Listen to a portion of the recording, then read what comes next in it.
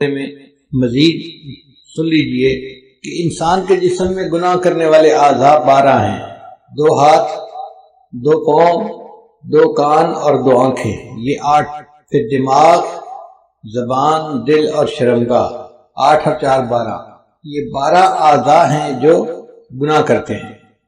اور اگر ہم کلمے کے حروف کو دیکھیں تو وہ بھی 12 بنتے ہیں۔ لا الہ الا اللہ، لا کے 2 حرف، الہ کے 3 حرف، الا کے 3 حرف اور اللہ کے 4 حرف، تو 4 اور 6 10 اور 2 12، تو لا الہ الا اللہ کے 12 حروف ہیں، اور انسان کے جسم میں گناہ کرنے والے اعضاء بھی 12 ہیں۔ تو مشائخ نے لکھا ہے کہ جو بندہ لا الہ الا اللہ کی تسبیح پڑھے گا، اللہ اس کے سب اعضاء کے گناہوں کو معاف فرما دیں گے۔ سال کے 12 مہینے ہوتے ہیں۔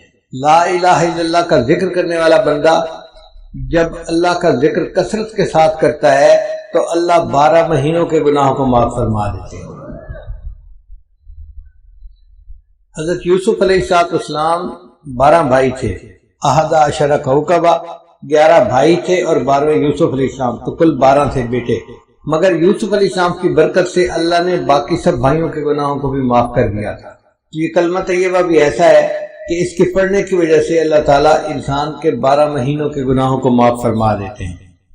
قرآن مجید میں ہے جہنم کے 7 دروازے ہیں، لا 7 ابواب، تو جو کلمہ ہے نا لا الہ الا اللہ محمد رسول اللہ، اس کے 7 الفاظ ہیں، لا الہ الا اللہ 4 ہو گئے، اور محمد رسول اللہ 3 وہ ہو گئے، تو 7 الفاظ بنتے ہیں۔ تو جہنم کے 7 دروازے ہیں، تو جو بندہ لا الہ الا اللہ محمد الرسول اللہ پڑھ لیتا ہے اس کے لیے اللہ تعالیٰ جہنم کے 7 دروازوں کو بند فرما دیتے ہیں۔ اب اس لا الہ الا اللہ کے ذرا معارف کو سن لیجئے۔ لا الہ الا اللہ یہ مقصد زندگی ہے، اور محمد الرسول اللہ یہ طرز زندگی ہے۔ لا الہ الا اللہ یہ یقین کی دنیا ہے، اور محمد الرسول اللہ یہ عمل کی دنیا ہے۔ لا الہ الا اللہ یہ روحانی دنیا ہے، اور محمد الرسول اللہ یہ جسمانی دنیا ہے۔ لا الہ الا اللہ کا تعلق باطن سے ہے جس کو دکھایا نہیں جا سکتا، محمد الرسول اللہ کا تعلق ظاہر سے ہے جس کو چھپایا نہیں جا سکتا۔ لا الہ الا اللہ باطن کی دنیا کو بسانا ہے، اور محمد الرسول اللہ کا معنی ظاہر کو سنتوں سے سجانا ہے۔ لا الہ الا اللہ یہ قلب کو اللہ کی طرف متوجہ کرتا ہے، اور محمد الرسول اللہ یہ جسم کو عبادت کی طرف متوجہ کرتا ہے۔ لا الہ الا اللہ میں ما سوا کا یقین دل سے نکل جائے، اور محمد الرسول اللہ کا مقصد ہے کہ ما سوا کے طریقے زندگی سے نکل جائیں۔ لا الہ الا اللہ کا معنی منشائے الہی پہ چلنا، اور محمد الرسول اللہ کا معنی منشائے نبوت کے اوپر چلنا۔ لا الہ الا اللہ اس میں جلال ہے، اور محمد الرسول اللہ اس میں جمال ہے۔ لا الہ الا اللہ میں احکامات الہی پر چلنے میں کامیابی کا یقین، اور محمد رسول اللہ میں سنن نبی پر چلنے میں کامیابی کا یقین۔ اللہ تعالیٰ نے غزوہ بدر میں لا الہ الا اللہ میں کامیابی کا سبق سکھایا، اور غزوہ احد میں محمد الرسول اللہ میں کامیابی کا سبق سکھایا۔ لا الہ الا اللہ یہ درخت کی جڑ کی مانند ہے، جڑ جتنی مضبوط ہوگی درخت اتنا مضبوط ہوگا، اور محمد رسول اللہ یہ درخت کی شاخوں کی مانند ہے، شاخیں جتنی زیادہ ہوتی ہیں، پتے زیادہ ہوتے ہیں تو پھل بھی زیادہ ہوتا ہے اور اس کا سایہ بھی زیادہ ہوتا ہے۔ لا الہ الا اللہ یہ پاسپورٹ کی مانند ہے، اور محمد رسول اللہ یہ جنت کے ویزے کی مانند ہے۔ اب لا الہ الا اللہ میں اللہ کی ذات کا تعلق ہے، اور محمد رسول اللہ میں نبی علیہ السلام کی رسالت کا تعلق ہے۔ گویا 2 ہستیوں سے ہمارا واسطہ پڑا، ایک اللہ سے جو ارحم الراحمین ہے، اور ایک محمد الرسول اللہ سے جو رحمت للعالمین ہے۔ کسی شاعر نے کیا اچھی بات کہی، یا رب تو کریمی اور رسول تو کریم، اے رب آپ بھی کریم ہیں اور آپ کے رسول صلی اللہ علیہ وسلم بھی کریم ہیں، صد شکر کے ہستیم میں آنے دو کریم۔ میں اللہ کا شکر ادا کرتا ہوں کہ میرا معاملہ 2 ہستیوں کے درمیان ہے جو دونوں کریم ہیں۔ اب اللہ تعالیٰ کے ارحم الراحمین ہونے کا ذرا نظارہ دیکھیے۔ اللہ رب العزت کی رحمت کے 2 نام ہیں، ایک ہے رحمان اور ایک ہے رحیم۔ تو طالب علم کے ذہن میں بات آتی ہے کہ 2 نام کیوں ہیں؟ اس کی ایک وجہ ہے، ایک ہوتا ہے بندے کا مالدار ہونا، یہ ایک الگ صفت ہے، اور ایک ہوتا ہے بندے کا سخی ہونا، یہ الگ صفت ہے۔ کئی دفعہ بندہ مالدار تو ہوتا ہے، سخی نہیں ہوتا تو مال کس کام کا۔ کئی بندہ سخی تو بڑا ہوتا ہے، پلے کچھ نہیں ہوتا تو اس کی سخاوت کس کام کی۔ مزہ تو تب ہے کہ مال بھی کثرت کے ساتھ ہو اور سخاوت بھی خوب ہو۔ تو رحیم کا جو نام ہے نا اللہ تعالیٰ کا، اس کا معنی ہے کہ اللہ تعالیٰ کی رحمت بے انتہا ہے، اور رحمان کا مطلب کہ اللہ کی رحمت خرچ بھی بے انتہا ہو رہی ہے۔ آپ دیکھیں اللہ وہ ذات ہے جس کی رحمت اپنوں پہ بھی دنیا میں خرچ ہو رہی ہے، پرایوں پہ بھی ہو رہی ہے، مومنوں پہ بھی ہو رہی ہے، کافروں پہ ہو رہی ہے۔ کافروں کو اولاد کون دیتا ہے؟ کافروں کو صحت کون دیتا ہے؟ کافروں کو عزت کون دیتا ہے؟ تو یہ سب کچھ نعمتیں ان کو دنیا میں اللہ دیتا ہے۔ اللہ وہ ذات ہے جو رحمان ہے، جو وفاداروں کو بھی دنیا میں دیتا ہے، غداروں کو بھی دنیا میں دیتا ہے۔ اس کی رحمت کی انتہا دیکھیے کہ ہر کسی پر اس کی رحمت خرچ ہو رہی ہے۔ اس لیے یہ دو نام ہیں، رحمان اور رحیم۔ رحیم کا مطلب وہ ذات جس کی رحمت اتنی کہ کوئی اس کی انتہا ہی نہیں، اور رحمان کا مطلب وہ ذات کہ جس کی رحمت اپنے اور پرائے ہر ایک کے اوپر خرچ ہو رہی ہے۔ حدیث مبارکہ میں آتا ہے کہ اللہ رب العزت نے اپنی رحمت کے 100 حصے کیے، اور ان میں سے ایک حصہ اللہ نے مخلوق میں تقسیم کیا۔ یہ جو مخلوق میں محبتیں نظر آتی ہیں نا، ماں کو محبت اولاد سے ہے، خامد کو بیوی سے ہے، بیوی کو خامد سے ہے، بھائی بہن کی محبت، دو بھائیوں کی محبت، پیر کو مرید سے، مرید کو پیر سے، استاد شاگرد، شاگرد استاد۔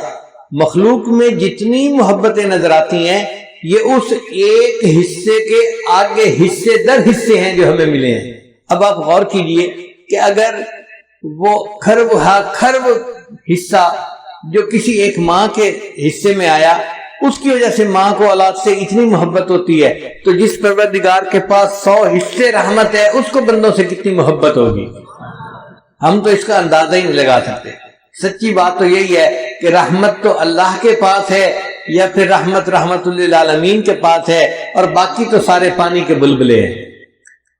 چنانچہ اللہ رب العزت نے اپنے پیارے حبیب صلی اللہ علیہ وسلم کی امت کے لیے دنیا میں ایسا نظام بنایا کہ چھوٹے چھوٹے بہانوں سے ان کے گناہوں کو معاف کرنا ہے۔ اب ذرا غور کیجئے کہ کوئی بندہ نیکی کا ارادہ کرتا ہے نا، ابھی نیکی کی نہیں ہے، صرف دل میں ارادہ کیا، مصمم ارادہ کیا، تو ارادہ کرنے پر فرشتہ ایک نیکی نامہ اعمال میں لکھ لیتا ہے۔ ابھی اس نے کچھ بھی نہیں کیا، لیکن چونکہ ارادہ کر لیا تو ارادہ کرنے پر اس کے لیے نیکی لکھ دی جاتی ہے، اور نیکی کا فرشتہ امیر ہے، اور جو گناہ لکھنے والا فرشتہ ہے وہ اس کا ماتحت ہے۔ اب یہی بندہ گناہ کا ارادہ کرے تو گناہ والا فرشتہ لکھ نہیں سکتا، کیوں؟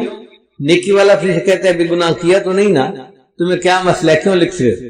گناہ کا ارادہ کرے تو نہیں لکھ سکتا، نیکی کا ارادہ کرے تو نیکی لکھی جاتی ہے۔ پھر ایک بندے نے گناہ کر لیا تو گناہ والا فرشتہ پوچھتا ہے اپنے افسر سے، میں لکھ لوں، اس نے تو گناہ کر لیا۔ وہ کہتا ہے یار تمہیں جلدی کیا ہے، تھوڑا ویٹ کرو، ہو سکتا ہے کہ یہ شرمندہ محسوس کرے اور توبہ کر لے اور گناہ لکھنے کا موقع ہی نہ آئے۔ 6 گھنٹے تک وہ انتظار کرواتا ہے۔ اگر بندہ گناہ کرنے کے 6 گھنٹے بعد تک بھی افسوس نہیں کرتا تو پھر اس کا گناہ لکھا جاتا ہے۔ لیکن جو ایک نیکی لکھتے نا فرشتہ، وہ کئی مرتبہ ایک نیکی کو 700 گنا تک بڑھا دیتا ہے۔ حدیث مبارکہ میں آتا ہے کہ جب کوئی بندہ سو جاتا ہے تو نیکی والا فرشتہ ایک نیکی کے بدلے میں 10 گناہوں کو مٹا دیتا ہے۔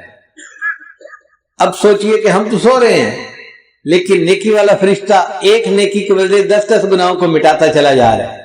تو کئی مرتبہ کوئی گناہ بچتا ہی نہیں، مومن نے نیکیاں اتنی کی ہوتی ہیں۔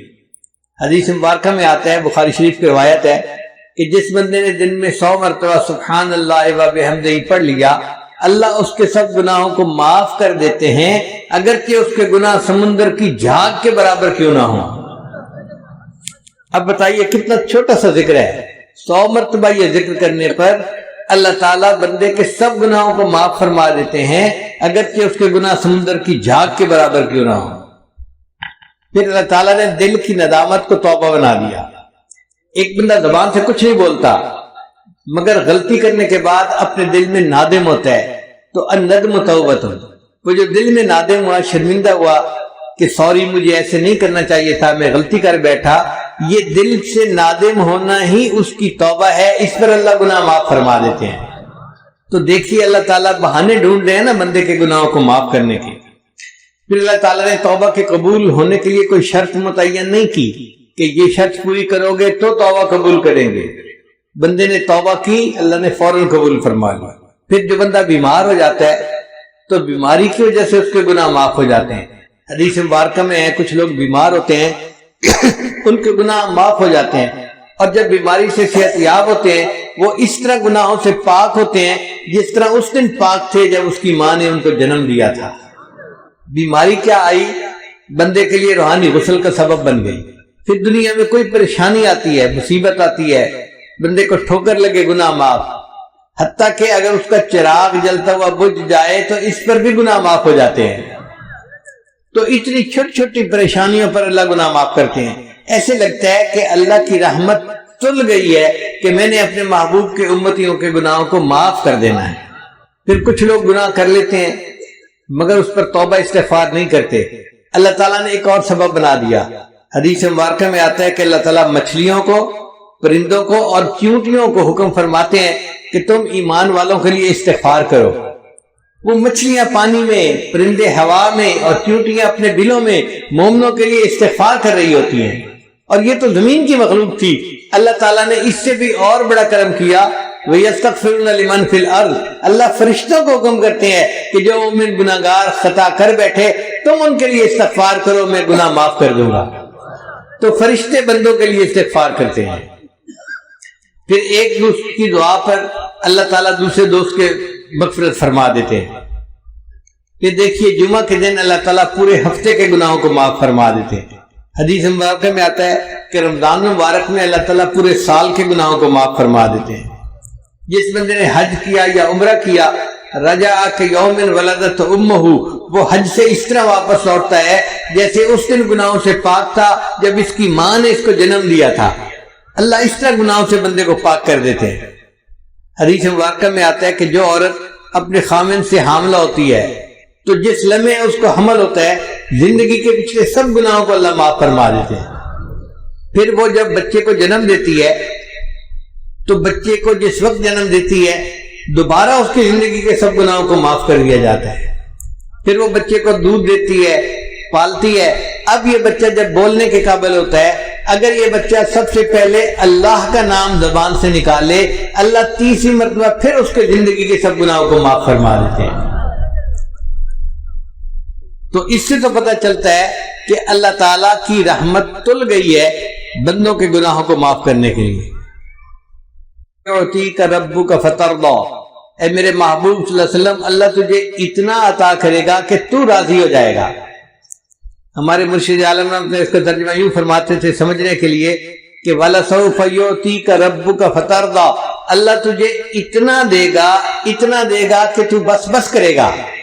ہوتا ہے نا، آپ اپنے ایک برتن میں دودھ لے رہے ہیں اور دودھ ڈالنے والا اتنا ڈالتا ہے کہ وہ کنارے تک آ جاتا ہے تو لینے والا کہتا ہے بس بس بس بھائی۔ تو اس آیت کا ترجمہ یہی ہے، اللہ فرماتے ہیں میرے محبوب اللہ تجھے اتنا دے گا کہ تو بس بس کرنے لگ جائے گا۔ جب نبی علیہ السلام پر یہ آیت اتری تو نبی صاحب نے فرمایا کہ اللہ نے مجھ سے وعدہ کیا ہے میں تجھے اتنا دوں گا کہ تو بس بس کرے گا، اور میں اس وقت تک راضی نہیں ہوں گا جب تک میرا آخری امتی بھی جنت میں نہیں چلا جائے گا۔ اللہ اکبر کبیرہ۔ چنانچہ حدیث پاک میں آتا ہے کہ محشر کا میدان ہوگا، فرشتے کہیں گے نبی علیہ السلام کو کہ آپ ممبر کے اوپر بیٹھیے۔ نبی علیہ السلام ممبر پر نہیں بیٹھیں گے، کیوں؟ ایسا نہ ہو کہ میں ممبر پر بیٹھوں اور ممبر جو ہے اس کو اڑا کر جنت پہنچا دیا جائے اور میری امت کا پیچھے حساب باقی رہ جائے۔ نبی علیہ السلام انتظار کریں گے کہ جب حساب مکمل ہو جائے گا تب میں ممبر پر بیٹھوں گا، پھر میں جنت میں جاؤں گا۔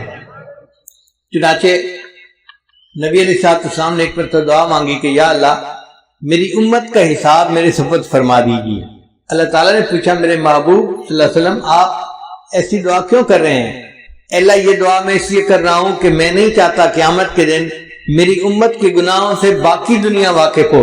جب میں نے حساب لینا ہوگا تو میں حساب لے لوں گا اور کسی کو پتہ بھی نہیں چلے گا کہ میری امت کے کرتوت کیا تھے۔ تو اللہ تعالیٰ نے فرمایا میرے محبوب صلی اللہ علیہ وسلم آپ حساب آپ کی امت کا حساب میں ہی لوں گا، مگر میں اس طرح گناہوں کو معاف کروں گا کہ جب آپ کی امتی قیامت کے دن آئیں گے بڑے بڑے گناہ پہلے ہی معاف ہو چکے ہوں گے۔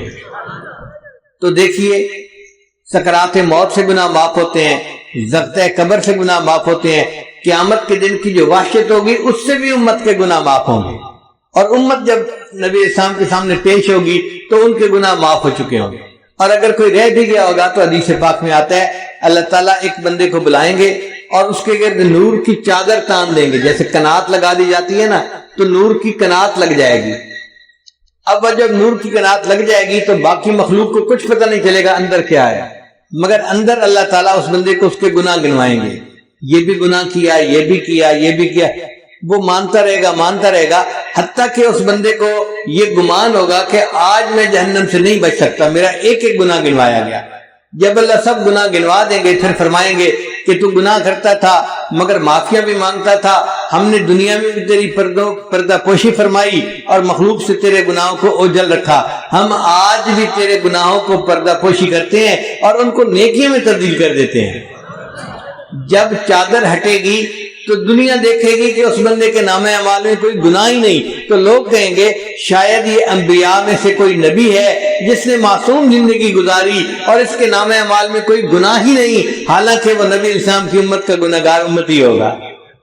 اور ایک حدیث پاک میں ہے کہ اللہ تعالیٰ ایک بندے کو بلائیں گے اور اس کے چھوٹے چھوٹے گناہ گنوائیں گے، وہ چپ رہے گا۔ جب چھوٹے چھوٹے گناہ سارے گنوا دیں گے پھر اللہ فرمائیں گے اچھا ہم نے تیرے گناہوں کو نیکیوں میں تبدیل کر دیا۔ جب اللہ فرمائیں گے ہم نے تیرے گناہوں کو نیکیوں میں تبدیل کر دیا، وہ کہے گا یا اللہ میرے بڑے گناہ تو ابھی باقی ہیں۔ حدیث مبارکہ میں ہے کہ نبی علیہ السلام نے جب یہ حدیث سنائی تو آپ اتنا کھلکھلا کر ہنسے کہ صحابہ کو آپ کی داڑھیں جو تھی وہ بھی نظر آنے لگ گئیں کہ دیکھو چھوٹے چھوٹے گناہ گنوا رہے تھے چپ کھڑا تھا، جب کہا گناہ نیکیوں میں تبدیل کرتے ہیں تو کہتا ہے جی میرے بڑے گناہ تو ابھی سارے باقی ہیں۔ تو اللہ تعالیٰ یوں امت کے گناہوں کو نیکیوں میں تبدیل فرما دیں گے۔ چنانچہ کچھ امتی ایسے ہوں گے جن کو اللہ تعالیٰ قیامت میں عرش کا سایہ عطا فرمائے گا۔ 7 تو وہ حضرات ہیں جن کا ایک ہی حدیث میں تذکرہ ہے، اور باقی وہ لوگ ہیں جن کا مختلف اور احادیث میں تذکرہ ہے۔ ان تمام کا مجموعہ میں آج آپ کے سامنے کر دیتا ہوں تو آپ حیران ہوں گے کہ اتنے لوگ عرش کے سائے میں ہوں گے کہ لگتا ہے کہ ہر بندہ کہیں نہ کہیں فٹ ہو ہی جائے گا۔ ایک امام عادل جو بادشاہ ہو مگر انصاف کرنے والا ہو، اس کو اللہ تعالیٰ عرش کا سایہ عطا فرمائیں گے۔ ایک نوجوان جو جوانی میں عبادت کرنے والا ہو، اب طلباء مدرسے میں جتنے ہوتے ہیں یہ جوانی کے عالم میں اللہ کی عبادت کرنے والے ہوتے ہیں، اس کا مطلب یہ کہ مدارس کے طلباء تو سارے کے سارے ہی عرش کے سائے کے نیچے ہوں گے۔ پھر جس بندے کا دل مسجد میں اٹکا ہوا ہو، کہ ایسے بوڑھے ہوتے ہیں نا بڑھاپے میں اور تو کام ہوتا کوئی نہیں، تو وہ نمازوں کے لیے مسجد میں جاتے ہیں اور مسجد کے کھوٹے بن جاتے ہیں، تو جن کا دل مسجد میں اٹکا ہوا ہو وہ بھی قیامت کے دن عرش کے سائے کے نیچے ہوگا۔ وہ 2 شخص جو اللہ کے لیے ایک دوسرے سے محبت کرتے ہوں گے، جیسے 2 طالب علم ہیں یا 2 پیر بھائی ہیں، اللہ کے لیے ایک دوسرے سے محبت، یا شیخ کو مرید کے ساتھ محبت ہوتی ہے یا مرید کو شیخ کے ساتھ، استاد کو شاگرد کے ساتھ، شاگرد کو استاد کے ساتھ، تو یہ دونوں بھی جنت کے سائے میں ہوں گے۔ اب آپ بتائیے اتنی باتیں گنوانے سے کتنے لوگ ہیں جو عرش کے سائے کے نیچے آنے کے مستحق بن گئے۔ پھر فرمایا کہ جو بندہ چھپ کے صدقہ کرے، یعنی صدقہ کرے اور کسی کو بتائے نہیں، کتنے مخیر حضرات ہیں یا ادارے کے معاونین ہوتے ہیں جو تعاون کرتے ہیں اور بتاتے کسی کو نہیں ہے، تو ایسا بندہ بھی قیامت دن عرش کے سائے کے نیچے ہوگا۔ اور پھر وہ بندہ جو تنہائی میں اللہ کو یاد کرے اور اس کی آنکھوں میں سے آنسو آ جائیں۔ نوجوان طلباء غلطیاں کر بیٹھتے ہیں لیکن کئی مرتبہ تہجد میں تنہائی میں یہ بیٹھ کے اس پر افسوس کرتے ہیں، توبہ طائب ہوتے ہیں اور دعا مانگتے ہوئے ان کی آنکھوں سے آنسو آ جاتے ہیں، تو ان لوگوں کو بھی اللہ تعالیٰ عرش کا سایہ عطا فرمائیں گے۔ پھر اگر کسی مرد کو عورت گناہ کی دعوت دے اور وہ کہے انی اخاف اللہ، میں اللہ سے ڈرتا ہوں، یا عورت کو مرد اپنی طرف متوجہ کرے اور وہ کہے کہ نہیں میں اللہ سے ڈرتی ہوں، تو یہ مرد اور یہ عورت بھی قیامت کے دن عرش کے سائے کے نیچے ہوں گے۔ پھر اگر کسی بندے نے قرضہ لیا مگر قرضہ دینے میں اس کو مشکل ہو رہی ہے اور وہ اپنے قرضدار کو کہتا ہے کہ جی مجھے تھوڑی مہلت اور دے دو، تو قرضہ ادا کرنے میں مہلت دینے والا مقروض بندے کو یہ بھی قیامت کے دن عرش کے سائے کے نیچے ہوگا۔ پھر ایک بندہ تو تجارت میں سچ بولتا ہو تو اس سچ بولنے پر اللہ تعالیٰ اس کو قیامت کے دن عرش کا سایہ عطا فرمائے گا۔ پھر وہ بندہ جو رات کے اندھیرے میں مسجد میں چل کے جانے والا ہو، فجر کے وقت اندھیرا ہوتا ہے نا، لوگ مسجد میں آتے ہیں یا تہجد کے وقت آتے ہیں یا عشاء کے وقت آتے ہیں، رات کے اندھیرے میں چل کر مسجد میں جانے والا، اللہ اس کو بھی عرش کا سایہ عطا فرمائے گا۔ پھر یتیم کی پرورش کرنے والا، یہ تو ایک عام سی بات ہے، ہر دوسرے چوتھے گھر میں کوئی نہ کوئی یتیم پل رہا ہوتا ہے، کسی کی بہن کا بیٹا ہوتا ہے، کسی کے بھائی کا بیٹا، کہیں بہن پالتی ہے کہیں بھائی پالتا ہے، تو گھروں میں یتیم ہمارے پلتے ہیں، یہ ایک عام سی بات ہے۔ یتیم کو پالنے والا بندہ بھی قیامت کے دن عرش کے سائے کے نیچے ہوگا۔ پھر صلہ رحمی کرنے والا، صلہ رحمی کرنے والا بندہ اس کو کہتے ہیں جو رشتے ناطے قائم رکھے، یعنی اپنے رشتہ داریوں کا خیال رکھے۔ الحمدللہ ہمارا یہ معاشرہ ایسا ہے کہ جس میں مسلمان گھروں میں ایک دوسرے کے ساتھ رشتے نبھائے جاتے ہیں، خیال رکھا جاتا ہے، ایک دوسرے کی خوشی غمی میں اس کے ساتھ شریک ہوتے ہیں، ایک دوسرے کے ساتھ تعاون کرتے ہیں، ہر لحاظ سے محبت رشتے نبھاتے ہیں۔ یہ صلہ رحمی کرنے والا بندہ قیامت کے دن عرش کے سائے کے نیچے ہوگا۔ پھر وہ بیوہ عورت جو خامند کے مرنے کے بعد اس لیے نکاح نہ کرے کہ بچے چھوٹے ہیں، مجھے ان کی پرورش کرنی ہے، اگر میں دوسرا نکاح کر لوں گی تو میرے بچے رل جائیں گے۔ جو عورت اس لیے دوسرا نکاح نہیں کرتی، اپنے بچوں کی خاطر زندگی گزار دیتی ہے، یہ عورت بھی قیامت کے دن عرش کے سائے کے نیچے ہوگی۔ پھر وہ بندہ جو اللہ کے راستے میں جاگتا ہو، وہ بھی قیامت کے دن عرش کے سائے کے نیچے ہوگا۔ پھر وہ کام کرنے والا بندہ جو رشوت نہ لیتا ہو، یہ بھی قیامت کے دن عرش کے سائے کے نیچے ہوگا۔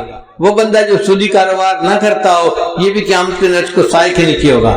پھر وہ بندہ جو مسلمان کے غم کو دور کرے، ضروری نہیں کہ مال پیسے سے غم دور ہوتا ہے، غم زدہ بندے کو دو میٹھے بول دو نا، اس کا غم کم ہو جاتا ہے، اس کو تسلی دینا، اس کو تشفی کر، اس سے محبت کی بات کر لینا، میٹھی بات کر لینا، اس کا دل کا غم دور ہو جاتا ہے۔ مومن کے دل کا غم دور کرنے والا یہ بندہ، یہ بھی قیامت کے دن عرش کے سائے کے نیچے ہوگا۔ پھر کثرت سے درود شریف پڑھنے والا، اب طلباء کثرت سے درود شریف پڑھتے ہیں، ایک ایک حدیث میں کتنی بار صلی اللہ علیہ وسلم یہ درود شریف ہے، تو اس پر اللہ تعالیٰ ان کو قیامت کے دن عرش کا سایہ عطا فرمائیں گے۔ پھر سنت کو زندہ کرنے والا، جو بندہ نوجوانی میں آج چہرے کے اوپر داڑھی سجاتا ہے، یہ سنت کو زندہ کرنے والا نوجوان ہے، اس کو اللہ تعالیٰ اس عمل کے بدلے قیامت کے دن عرش کا سایہ عطا فرمائیں گے۔ پھر نماز کے وقت کا خیال رکھنے والا، جو باجماعت نماز پڑھتے ہیں، صاف ظاہر ہے وہ اپنی گھڑیاں دیکھتے رہتے ہیں، وقت کا خیال کرتے ہیں اور وقت پہ پہنچتے ہیں، ان کو تکبیر اولیٰ میں شامل ہونا ہوتا ہے۔ اللہ اس تکبیر اولیٰ کی پابندی سے اس کو بھی قیامت کے دن عرش کا سایہ عطا فرمائیں گے۔ ایسے لگتا ہے کہ اللہ تعالیٰ نے عرش کا سایہ بنایا ہی امت محمدیہ کے لیے ہے۔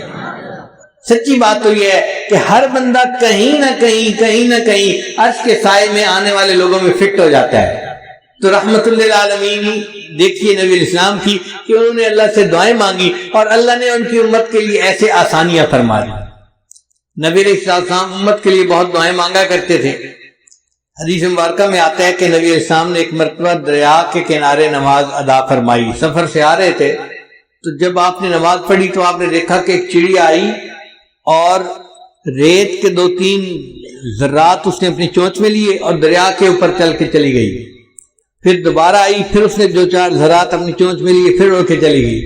جب 2-4 دفعہ ایسا ہوا تو نبی علیہ السلام متوجہ ہوئے کہ یہ چڑیا کیا کر رہی ہے، تو جبریل علیہ السلام آئے، انہوں نے آ کے بتایا، اے اللہ کے نبی صلی اللہ علیہ وسلم، آپ امت کی بخشش کی دعائیں کرتے ہیں، اللہ نے آپ کو ایک منظر دکھا دیا ہے کہ یہ چونچ میں جو ذرے لیتی ہے تو وہ چند ذرے ہوتے ہیں، اور یہ جا کر دریا کے اوپر پھینکتی ہے تو دریا کو پتہ ہی نہیں چلتا کہ ذرے پھینکے گئے یا نہیں پھینکے گئے۔ تو اللہ نے آپ کو دکھایا ہے آپ کی امت کے گناہ وہ ریت کے ذرات کی مانند ہیں، اور اللہ کی رحمت تو اس دریا کی مانند ہے، وہ ساری امت کے گناہوں کو بھی معاف کر دے تو دریا کو پتہ ہی نہیں چلے گا۔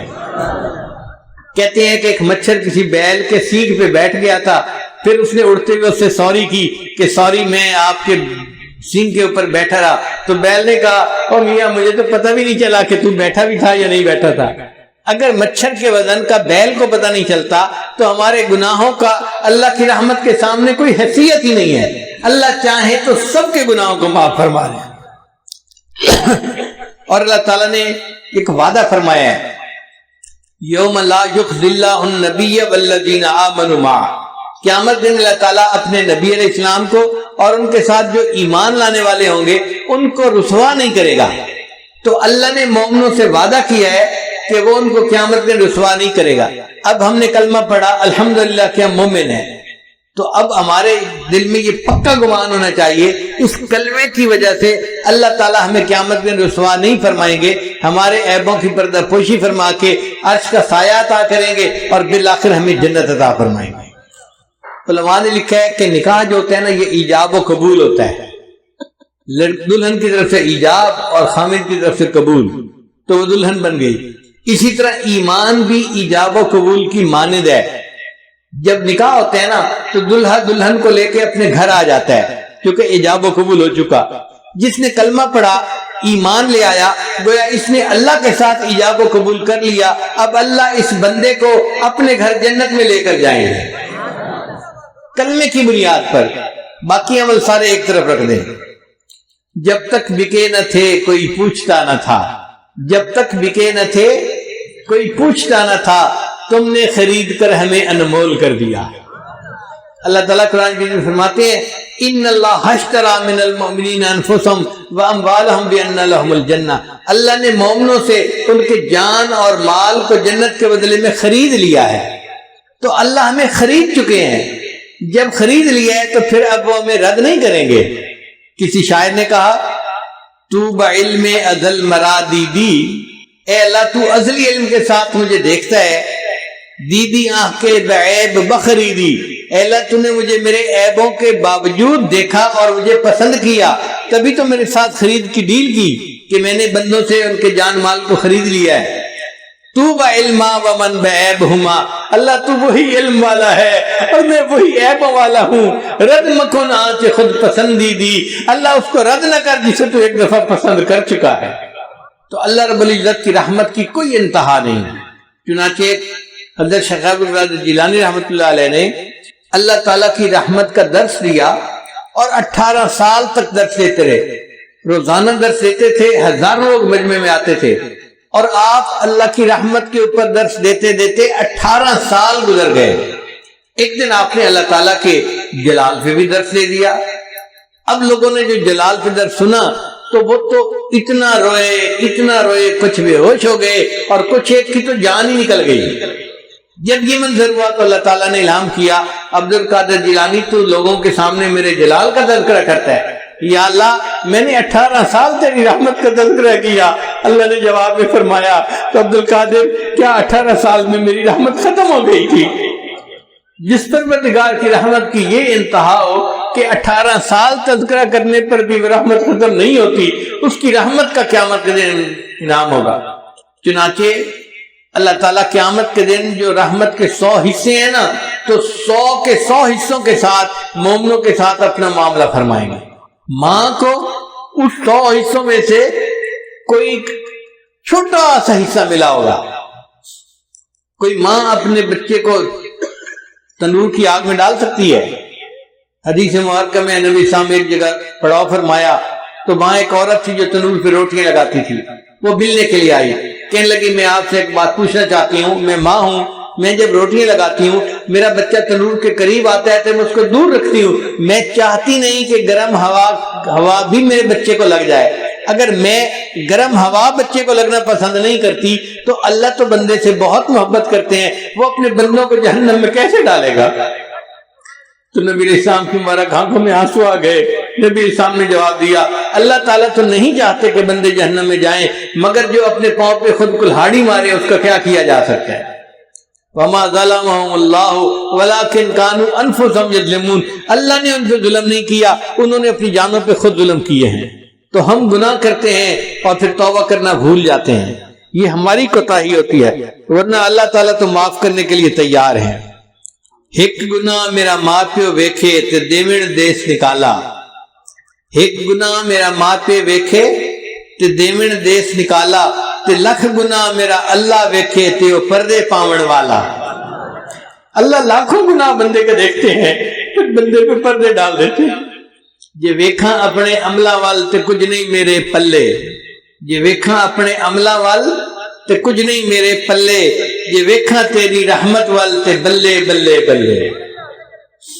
اس لیے اللہ تعالیٰ سے اس کی رحمت کی ہمیشہ امید رکھیں، استغفار کرتے رہیں، توبہ کرتے رہیں، مگر دل میں یہ حسن ظن رکھیں، ہمیں موت اس حال میں آئے کہ اللہ کے ساتھ ہمیں حسن ظن ہو کہ اللہ ہمیں ضرور معاف کر دے گا اور رحمت کا معاملہ فرمائے گا۔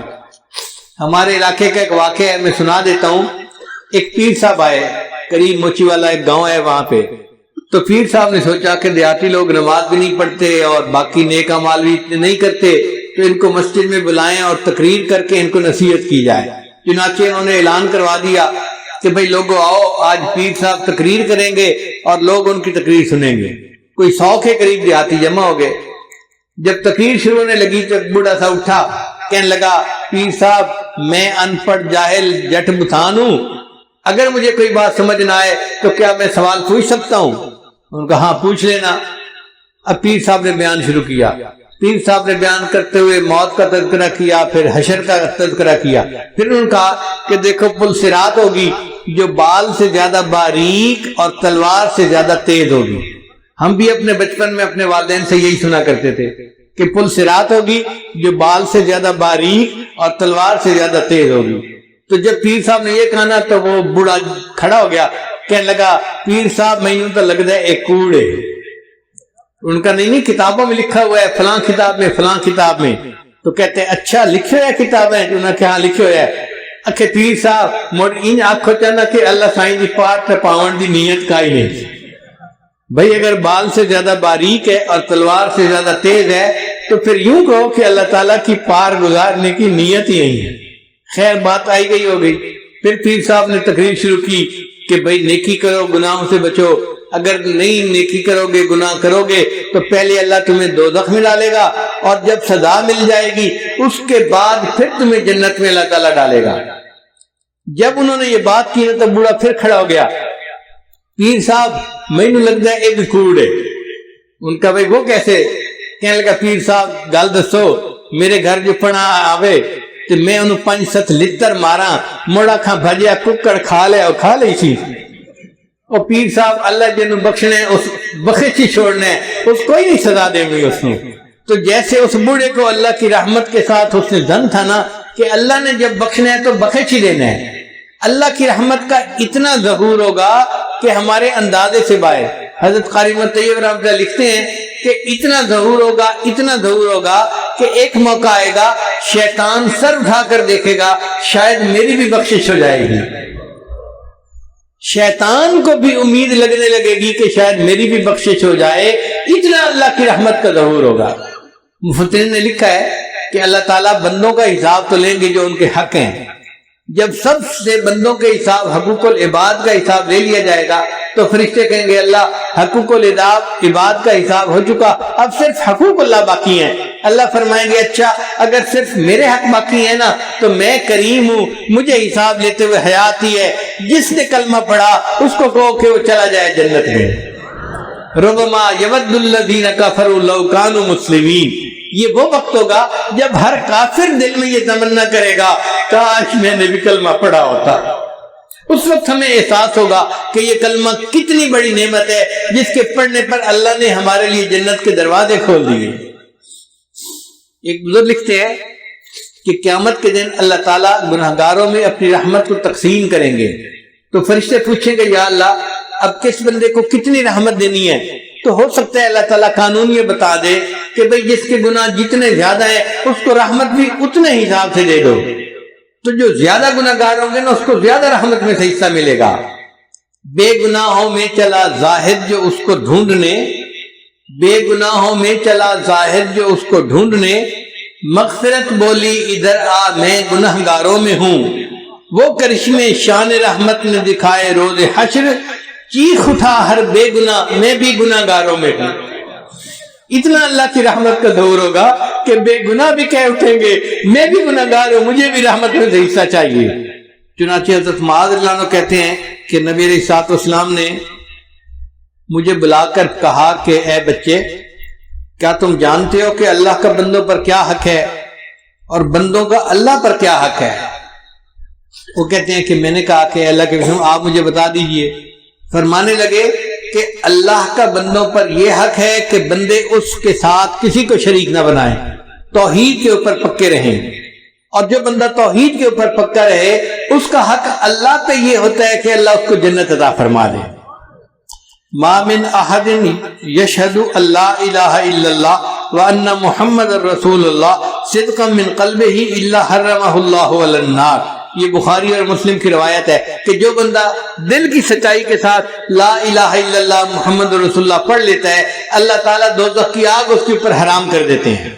ایک مرتبہ سیدنا ابو ہریرہ انہوں نے دیکھا کہ نبی علیہ السلام گھر پہ نہیں تھے تو وہ ڈھونڈنے کے لیے نکلے. بنی نجار کا ایک باغ تھا تو اس کے اندر نبی علیہ السلام تشریف فرما تھے، اور اس باغ کا جو پانی تھا نا وہ ایک کھالی کے ذریعے سے باہر نکلتا تھا، وہاں سے دیوار تھوڑا ٹوٹی ہوئی تھی. ابو ہریرہ دروازے کی طرف جاتے اور اندر جاتے تو دیر لگ جاتی، ان کو جلدی تھی. وہ اس نالی سے خالی جس کو کہتے ہیں نا وہاں سے باغ کے اندر داخل ہو گئے اور نبی علیہ السلام کے پاس حاضر ہوئے. تو نبی علیہ السلام نے فرمایا کہ ابو ہریرہ من قال لا الہ الا اللہ دخل الجنہ، جس نے لا الہ الا اللہ کہہ دیا وہ جنت میں سیدھا جائے گا. تو ابو ہریرہ نے کہا اے اللہ کے نبی میں لوگوں کو بتا دوں؟ فرمایا ہاں بتا دو. اے اللہ کے نبی میں ان کو بتاؤں گا وہ کہیں گے تیرے پاس اس کی دلیل کیا ہے؟ تو نبی علیہ السلام نے اپنے نالین مبارک، اپنے جوتے مبارک دیے کہ یہ میرے جوتے لے جاؤ، یہ دکھا دینا کہ نبی علیہ السلام نے یہ دے کر مجھے بھیجا ہے. اب ابو ہریرہ اس باغ سے باہر نکلے، آگے عمر رضی اللہ عنہ سے ملاقات ہو گئی. تو ابو ہریرہ نے بتایا کہ نبی علیہ السلام نے فرمایا جس نے کہا لا الہ الا اللہ دخل الجنہ، جو لا الہ الا اللہ پڑھ لے گا اللہ اس کو جنت میں داخل کریں گے. تو عمر رضی اللہ عنہ پہ انتظام غالب تھا، انہوں نے ان کو جو دھکا دیا تو ابو ہریرہ تو پیچھے جا کے گرے، کہنے لگے اچھا میں جا کے نبی صلی اللہ علیہ وسلم کو شکایت لگاتا ہوں. ادھر ابو ہریرہ پہنچے اور ادھر عمر رضی اللہ عنہ بھی پہنچ گئے. ابو ہریرہ نے بتایا کہ اللہ کے نبی میں نے ان کو بتایا تھا تو انہوں نے مجھے دھکا دیا اور میں گر گیا. تو نبی علیہ السلام نے پوچھا عمر تو نے ایسا کیوں کیا؟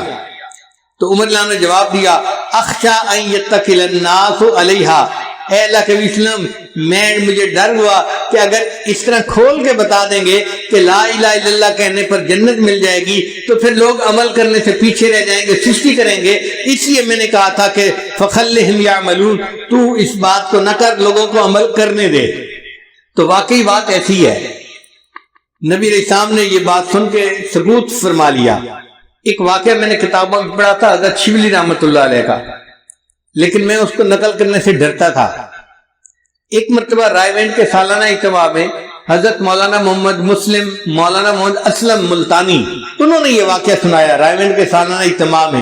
اس کے بعد یہ واقعہ میں نقل کر دیتا ہوں. کتاب میں لکھا ہوا تھا کہ اللہ تعالیٰ کے اپنے اولیاء کے ساتھ بہت معاملات ہوتے ہیں، اللہ تعالیٰ ان سے کبھی کبھی دل لگی بھی فرماتے ہیں.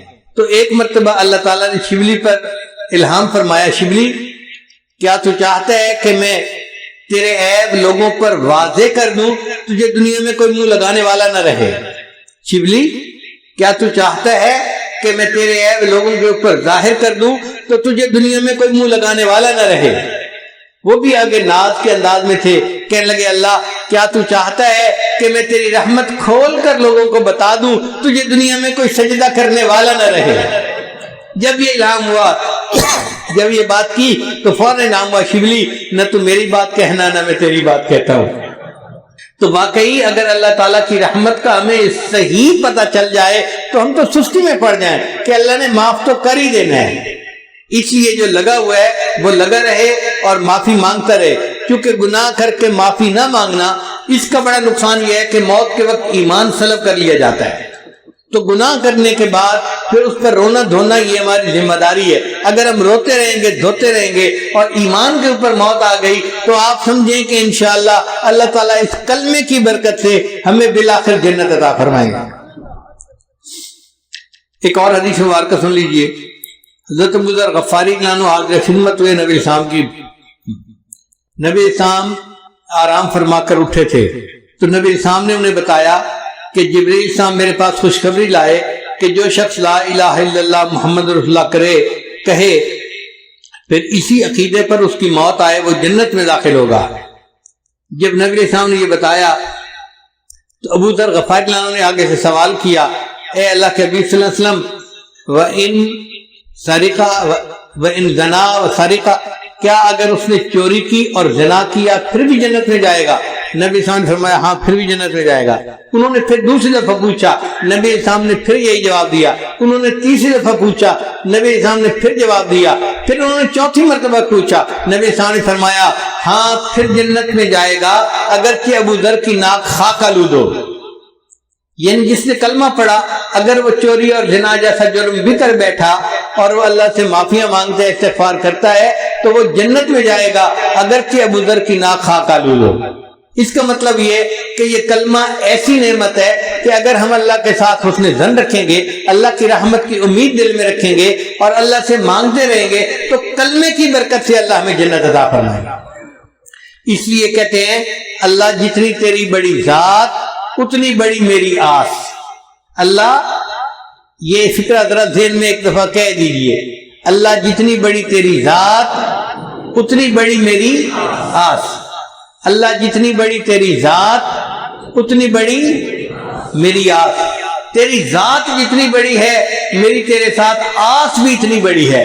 اللہم مغفرتک اوسع من ذنوبی ورحمتک ارجا عندی من عملی۔ ہمیں عملوں پہ بھروسہ نہیں ہے، تیری رحمت پہ بھروسہ ہے، تو اگر چاہے گا تو ہماری کشتی کو کنارے لگا دے گا۔ اب میں اپنی بات کو مکمل کرتا ہوں دو بزرگوں کی عبارت سنا کے، توجہ کے ساتھ سنیے گا۔ تقویت الایمان کتاب ہے، اس میں حضرت شاہ اسماعیل شہید رحمۃ اللہ فرماتے ہیں کہ دنیا میں بڑے بڑے گنہگار گزرے ہیں، یہ ان کی کتاب کی عبارت ہے، طلباء توجہ کے ساتھ سنیں۔ دنیا میں بڑے بڑے گنہگار گزرے ہیں جیسے فرعون، حامان، نمرود اور شیطان۔ جیسے فرعون، حامان، نمرود اور شیطان۔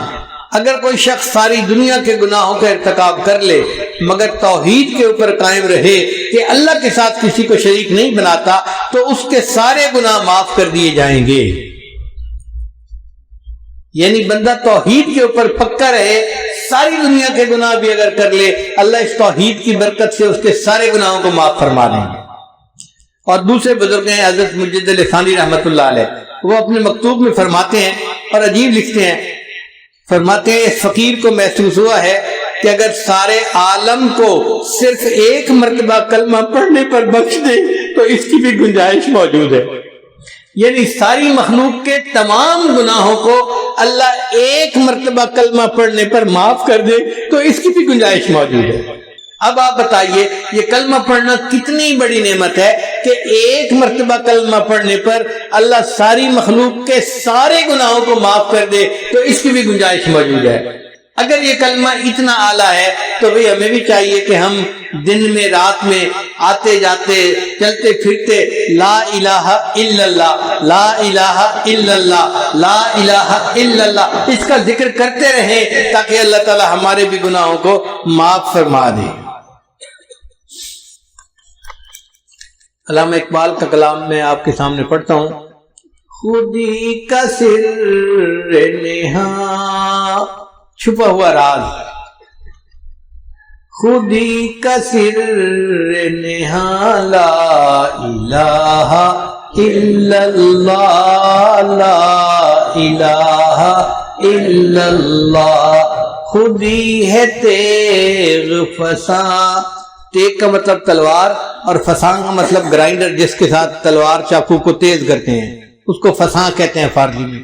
خودی کا سر نہا لا الہ الا اللہ، لا الہ الا اللہ، خودی ہے تیغ فساں، لا الہ الا اللہ، لا الہ الا اللہ۔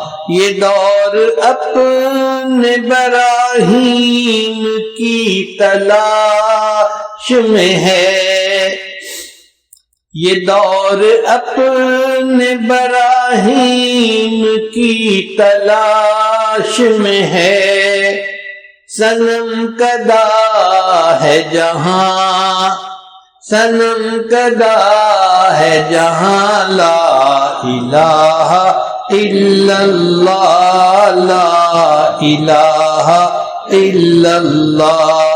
یہ مال و دولت دولت دنیا یہ رشتہ او پیون، یہ مال و دولت دنیا یہ رشتہ او پیون، فریب سود و زیاں بتان وہم و گمان، لا الہ الا اللہ لا الہ الا اللہ۔ کیا ہے تو نے متاع غرور کا سودا، کیا ہے تو نے متاع غرور کا سودا، فریب سود و زیاں، لا الہ الا اللہ لا الہ الا اللہ۔ اور یہ شعر تو بہت ہی ان کا عظیم ہے۔ یہ نغمہ فصل گلو لالا کا نہیں پابند، یہ نغمہ فصل گلو لالا کا نہیں پابند، بہار ہو کہ خزاں، بہار ہو کہ خزاں، لا الہ الا اللہ لا الہ الا اللہ۔ اگرچہ بت ہیں جماعت کی آستینوں میں، اگرچہ بت ہیں جماعت کی آستینوں میں، مجھے ہے حکم اذاں، لا الہ الا اللہ لا الہ الا اللہ لا الہ الا اللہ لا الہ الا اللہ محمد رسول اللہ۔ میں امید کرتا ہوں انشاءاللہ اس کلمہ لا الہ الا اللہ کو جو آپ نے دل کی گہرائیوں سے آج پڑھا، اللہ تعالیٰ اس کے صدقے قیامت کے دن ہمیں اپنی پسندیدہ جگہ جنت عطا فرمائیں گے، اور قیامت کے دن ہمیں ہمارے پیارے آقا صلی اللہ علیہ وسلم کے سامنے ذلیل و رسوا نہیں فرمائیں گے۔ وآخر دعوانا